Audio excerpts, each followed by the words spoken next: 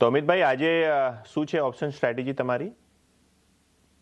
છેલ્લા અમુક દિવસથી અગર જોવા જઈએ તો ફાર્મા સ્પેસમાં થોડું ટ્રેક્શન છે અને પર્ટિક્યુલરલી અગર સ્ટોકની વાત કરીએ તો સન ફાર્મામાં અગર ધ્યાન રાખવું જોઈએ, કારણ કે સન ફાર્મામાં ગ્રેજ્યુઅલી અગર આપણે જોવા જોઈએ તો થોડી ઇમ્પ્રુવમેન્ટ આવી રહી છે. રેન્જ જે છે એની ધીરે ધીરે ઉપરમાં શિફ્ટ થઈ રહી છે અને 1660ના એક સારા લેવલ છે અને ઇવેન્ચ્યુઅલી પોસિબિલિટી છે કે ઉપરમાં 1750ના લેવલ્સ બી આવી શકે.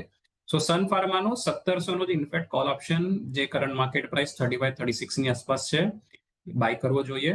20ની સ્ટોપ લોસ રાખવો જોઈએ આ કોલ ઓપ્શન પર અને ટાર્ગેટ જે છે 80 નો રાખી શકાય. ઓકે, તો સન ફાર્મા 1700નો કોલ ઓપ્શન નવેમ્બરનો 35 રૂપિયાનો પ્રાઇસ છે. કદાચ અહીંયા તમને આ કાઉન્ટર 70થી 80 રૂપિયા સુધીનો ટાર્ગેટ આપી શકે અને આ કોલનો સ્ટોપ લોસ રહેશે 20 રૂપિયાની આસપાસનો. 1700નો કોલ સન ફાર્મા એટલે કે અહીંયા તેજી કરવાની રહેશે.